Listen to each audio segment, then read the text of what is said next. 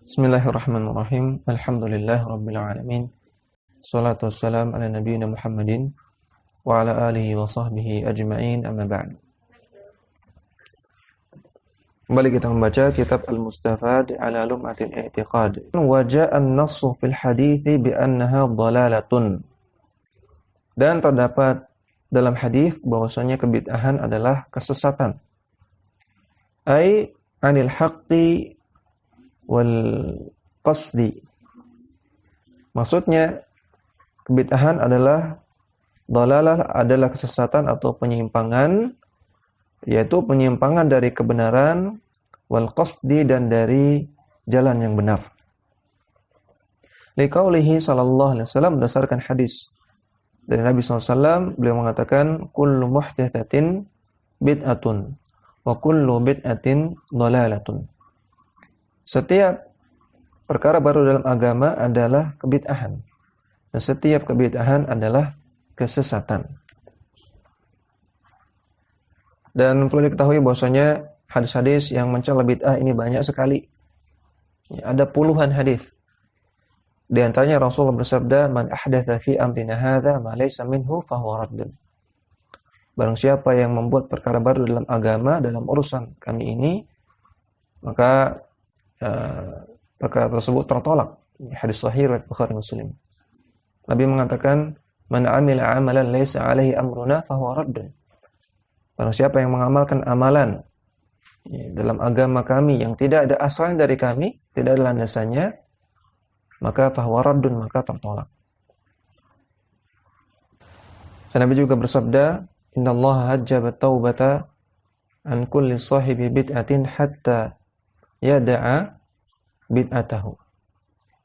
Sesungguhnya Allah Ta'ala menghalangi taubat dari setiap pelaku bid'ah sampai dia meninggalkan bid'ahnya. Hadis riwayat Tabrani, disahihkan oleh Syekh Al-Albani dalam Sahih At-Targhib. Dan hadis-hadis yang lainnya banyak sekali yang mencela kebid'ahan. Kemudian di sini beliau mengatakan wa min syu'umil bid'ati, dan di antara keburukan dari bid'ah adalah awalan yang pertama, annaha tafriqun lid-dini. Kebid'ahan itu memecah belah agama. Karena dengan adanya bid'ah maka nanti banyak ajaran-ajaran baru, sehingga agama yang tadinya satu dari Rasulullah SAW menjadi bermacam-macam.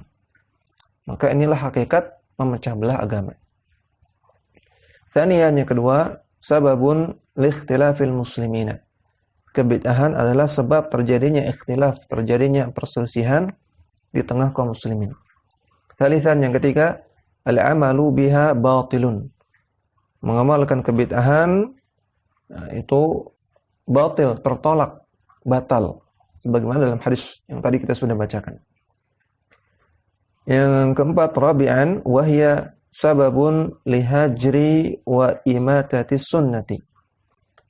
Kebid'ahan adalah sebab ditinggalkannya dan matinya sunnah Nabi. Ketika orang banyak lakukan bid'ah, maka dipastikan mereka akan meninggalkan sunnah Nabi, atau bisa saja sampai sunnah Nabi itu mati, tidak lestari lagi, tidak diamalkan lagi. Khamisan, yang kelima, dhalalun 'anis siratil mustaqim. Kebid'ahan merupakan penyimpangan dari jalan yang lurus. Wattiba'un lisubulil muaddiyati ilan nari.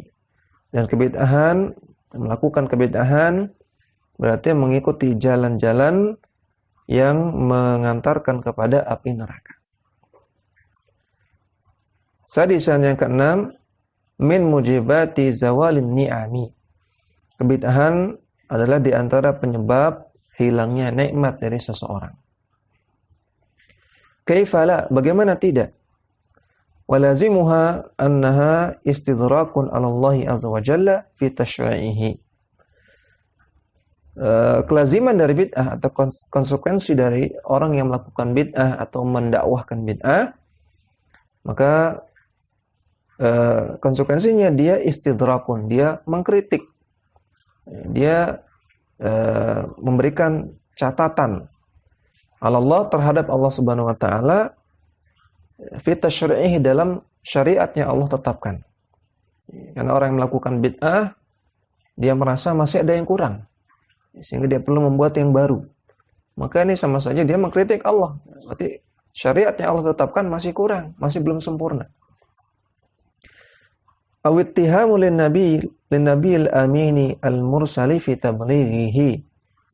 Dan orang yang melakukan bid'ah atau mendakwahkan bid'ah, maka kelazimannya atau konsekuensinya dia menuduh Nabi SAW telah berkhianat dalam menyampaikan syariat.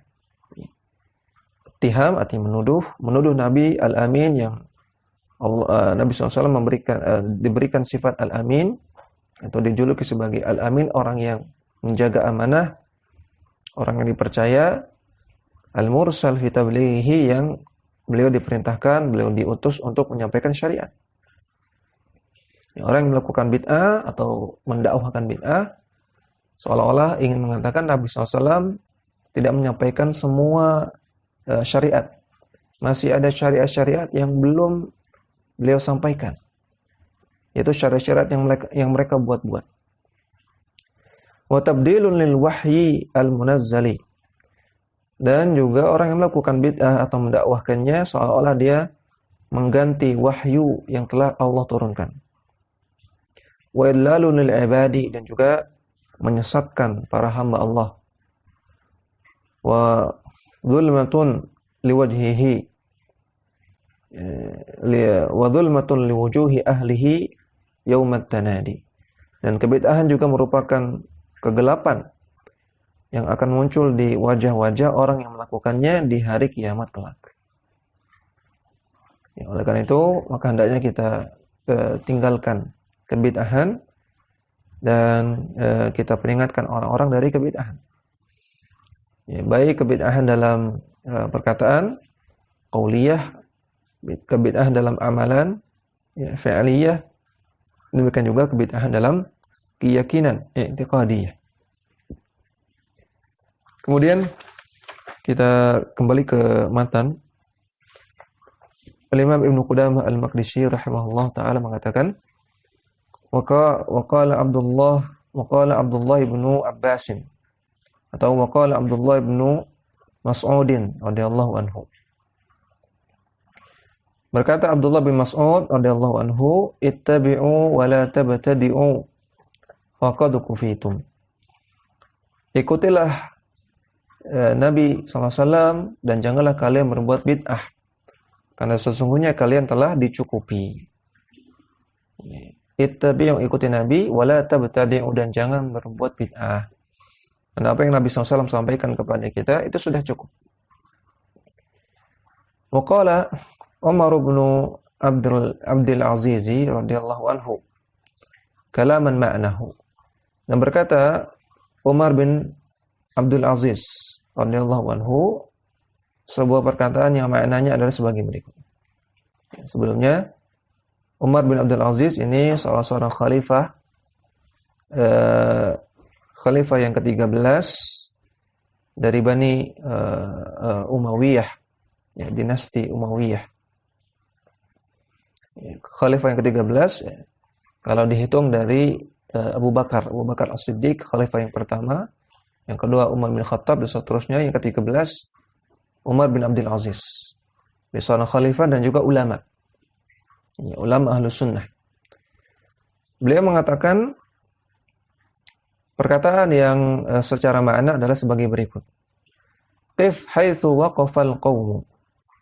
Berhentilah di mana para sahabat berhenti. Al-qaum di sini artinya para sahabat, para salaf, ya. Maka berhentilah di mana para salaf berhenti, artinya ambillah yang mereka ajarkan dan jangan lebih dari itu. Fa innahum an ilmin waqafuhu, karena mereka berhenti di atas ilmu, ya. Karena apa yang datang dari mereka, apa yang diajarkan oleh mereka semuanya di atas ilmu. wa bi basari nafidhin kaffu.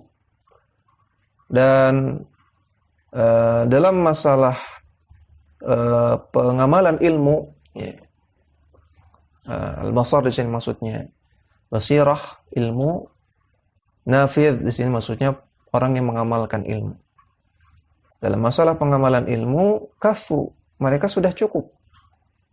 Tidak ada di antara kita yang pengamalan ilmunya melebihi para sahabat. Ya, apa yang mereka lakukan, apa yang mereka amalkan, sudah sesuai dengan Rasulullah SAW, yang diajarkan oleh Rasulullah SAW, dan mereka adalah orang-orang yang paling semangat dalam mengamalkan apa yang diajarkan oleh Rasulullah. Wahum ala kashfiha kanu aqwa. Dan mereka ala kashfiha terhadap terhadap pemahaman, masalah pemahaman, kanu aqwa, mereka lebih kuat. Ya. Kasyf di sini maksudnya kasyful ilmi. Ya. Dibukanya pemahaman untuk memahami ilmu. Ya. Dibukanya akal seseorang untuk memahami ilmu, kasyf. Ya. Al-kasyfu artinya disingkap, dibuka. Ya, maka di sini Ibnu Qudamah bicara masalah pemahaman terhadap ilmu. Maka para sahabat, para salaf, para sahabat dan juga para tabi'in dan tabi'ut tabi'in dalam masalah pemahaman terhadap ilmu yang mereka dapatkan aqwa, paling kuat. Wa bi fadlin law kana fiha ahra. Dan dalam masalah fadl, dalam masalah keutamaan, masalah kemuliaan, andaikan kemuliaan atau keutamaan ada pada diri seseorang, maka fiha ahra. Ya. Di antara mereka, di antara para salaf itu lebih besar keutamaannya daripada kita. Fala in kultum, kalau Anda mengatakan hadatsa ba'dahum, keyakinan yang baru ini atau ibadah yang baru ini terjadi setelah mereka, setelah zaman mereka, setelah zaman salaf. Maka kita katakan fama ahdatsahu illa man khalafa hadiyahum. Maka apa-apa yang dibuat-buat setelah masa mereka tidaklah dibuat kecuali oleh orang-orang yang menyelisihi petunjuk mereka. Wa raghiba an sunnatihim, dan tidaklah dibuat kecuali oleh orang-orang yang benci kepada sunnah mereka. Walaqad wasafu minhu ma yashfi. Para salaf telah mensifati semua ajaran Nabi, telah mengajarkan semua ajaran Nabi ma yashfi, dengan mencukupi, ya, dengan maksimal. Ya. Para sahabat telah menyampaikan semua yang datang dari Nabi SAW. Wa takallamu minhu bima yakfi, dan mereka juga telah membicarakan, telah menyampaikan minhu, ajaran dari Nabi SAW, bima yakfi, dengan mencukupi. Fama fawqahum muhassirun. Maka orang-orang yang melebihi mereka, mereka lah orang yang muhassir, orang yang merugi. Wa ma dunahum muqassirun. Sedangkan orang-orang yang tidak mengamalkan ajaran mereka, kurang dari ajaran mereka, muqassir, maka ini orang yang lalai, orang yang kurang. Laqad qassara anhum qaumun fajafau. Dan banyak orang yang qassara, orang yang lalai terhadap ajaran yang disampaikan oleh para salaf, sehingga mereka pun jafau, menjadi orang-orang yang durhaka. Wa tajawazuhum akharuna faghallu. Dan ada orang-orang yang lain yang mereka tajawaz, yang mereka melebihi dari apa yang diajarkan oleh para salaf, sehingga mereka ghallu, sehingga mereka berbuat ghulu, melebihi batas. Fa innahum fima baina dzalika la'ala hudan mustaqimin. Adapun orang yang mencocoki mereka, orang yang mengamalkan, menerapkan seperti apa yang mereka amalkan dan terapkan, maka mereka di atas petunjuk yang lurus. Ini perkataan Umar bin Abdul Aziz. Wa qala al-Imam Abu Amr al-Auza'i radhiyallahu anhu. Dan telah berkata Al-Imam Abu Amr Al-Auza'i radhiyallahu anhu, beliau mengatakan, "'Alaika bi athari man salafa wa in rafadaka an-nasu." Wajib bagi engkau untuk berpegang teguh dengan athar salaf. Berpegang teguh dengan ajaran-ajaran dari para salaf, dari para sahabat, tabi'in dan tabi'ut tabi'in. Walaupun orang-orang menolakmu. Wa iyyaka wa ara'ar rijali, dan jauhilah pendapat-pendapat orang. Artinya jangan sampai mengedepankan pendapat orang daripada dalil, daripada athar salaf. Wa in zakhrafuhu laka bil qawli, walaupun mereka menyampaikan perkataan-perkataan yang indah kepadamu. Ya, perkataan Al-Auza'i. Wa qala Abu Abdurrahman Ibnu Muhammad Al-Adhrami, dan telah berkata Abu Abdurrahman Ibnu Muhammad Al-Adhrami, li rajulin takallama bi bid'atin wada'a an-nasa ilaiha. Al-Adhrami ini berbicara kepada seseorang yang orang ini membahas permasalahan yang bid'ah dan mendakwahkan kebid'ahan ini kepada orang-orang. Dijelaskan oleh para ulama ya, tentang kisah debatnya ini, debat Al-Adhrami dengan tokoh Ahlul Bid'ah yang bernama Ibnu Abi Duad dengan huruf dal, kemudian hamzah, kemudian alif layyinah, kemudian dal, Duad ya. Ibnu Abi Duad. Ya, ini kisah debat antara Al-Adhrami, ulama Ahlussunnah, dengan Ibnu Abi Duad. Yang debatnya ini seputar masalah khalqul Quran. Ibnu Abi Duad meyakini bahwasanya Al-Quran adalah makhluk. Ya. Al-Adhrami mengatakan, hal alimaha Rasulullah sallallahu alaihi wasallam wa Abu Bakrin wa Umaru wa Uthmanu wa Aliyun aw lam ya'lamuha. Akidah yang engkau yakini ini, akidah khalqul Quran, apakah diketahui oleh Rasulullah SAW, oleh Abu Bakar, oleh Umar, oleh Uthman, dan juga oleh Ali? Ataukah mereka enggak tahu? Qala, maka Ibnu Abi Duad mengatakan, lam ya'lamuha, mereka enggak tahu. Qala, maka Al-Adhrami mengatakan, fa syai'un lam ya'lamhu haula'i alimtahu anta. Kalau begitu ini perkara yang engkau kalau begitu ini perkara yang mereka enggak tahu, namun Anda tahu, namun engkau tahu. Aneh sekali. Ada perkara agama yang Nabi, Abu Bakar, Umar, Uthman, Ali enggak tahu. Tapi Anda tahu, engkau tahu. Berarti Anda lebih pintar daripada Nabi SAW dan para sahabat. Maka faqala ar-rajulu, maka lelaki tadi yaitu Ibnu Abi Duad mengatakan, fa ini aqulu qad alimuha. Oh maaf, maksud saya mereka mengetahuinya. Jadi Ibnu Abi Duadnya ngoreksi. Fa ini aqulu qad alimuha. Maaf, saya koreksi. Ya, mereka sudah tahu. Itu Nabi, Abu Bakar, Umar, Uthman, Ali sudah tahu tentang akidah khalqul Quran ini. Maka Al-Adhrami tadi berkata lagi, qala afa wasi'ahum alla yatakallamu bihi wa la yad'u ilaihi am lam yasa'hum. Apakah Allah Ta'ala membiarkan mereka tidak menyampaikan akidah ini kepada orang-orang dan tidak mendakwahkannya, ataukah harusnya Allah tidak biarkan mereka? Qala, maka Ibnu Abi Duad mengatakan, bala wasi'ahum. Iya, Allah Ta'ala biarkan mereka tidak menyampaikannya. Qala, fa syai'un wasi'a Rasulullah sallallahu alaihi wasallam wa khulafa'ahu la yas'aka anta.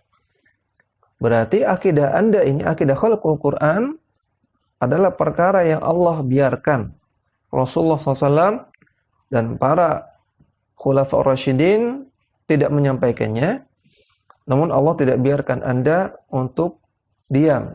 Allah Ta'ala biarkan Anda menyampaikannya. Jadi kata Al-Adhrami secara mudahnya, Ya, kalau begitu mereka diam, tidak menyampaikan, namun Anda menyampaikan. Perkara agama mereka ketahui, namun mereka sembunyikan, tapi Anda tidak menyembunyikan. Dan sisi yang lain, perkataan Al-Adhrami ini juga maknanya adalah berarti ada perkara agama yang disembunyikan oleh Nabi dan para sahabatnya, tidak sampaikan kepada umat. Berarti mereka menyembunyikan perkara agama. Ya, berarti Anda menuduh Nabi dan para sahabat tidak amanah dalam menyampaikan agama. Ya, jadi perkataan yang terakhir ini bisa bermakna dua. Ya. Perkataan tadi, afa wasi'ahum alla yatakallamu bihi wa la yad'u ilaihi am lam yasa'hum. Ya. Maknanya berarti Anda Ibnu Abi Duat telah menyampaikan suatu perkara agama yang para sahabat dan Nabi saja sembunyikan, namun Anda malah menyampaikan. Dan makna yang kedua, berarti Anda telah menuduh Nabi dan para sahabat menyembunyikan suatu masalah agama. Ya, suatu ajaran agama disembunyikan. Berarti mereka tidak amanah dalam menyampaikan ajaran agama. Fanqata'a ar-rajulu, maka terputuslah hujjah dari si laki-laki tersebut, yaitu Ibnu Abi Duad. Faqala al-khalifatu wa kana hadiran, maka berkatalah khalifah ketika itu, dan ketika itu dia hadir di tempat tersebut. Jadi ini debat ini di depan khalifah. Ya, khalifah di sini maksudnya adalah Harun al-Wathiq billah. Ya, yang sering dikenal dengan al-Wathiq billah namanya adalah Harun, yang dia merupakan khalifah ke-28. Ya, tadi kalau Umar bin Abdul Aziz, khalifah ke-13, Al-Wathiq billah ini khalifah ke-28. Maka si khalifah ini Al-Wathiq billah mengatakan, la wasa'allahu ala man lam yasa'hu ma wasa'ahum. Nah, ini doa, semoga Allah tidak memberikan kelonggaran kepada orang yang tidak membiarkan apa yang dibiarkan oleh Allah, apa yang dibiarkan oleh Nabi SAW dan para sahabatnya. Ya. Semoga Allah tidak memberikan kelapangan hidup, kelonggaran kepada orang yang tidak mendiamkan apa yang didiamkan oleh Nabi dan para sahabat. Demikian kira-kira maknanya.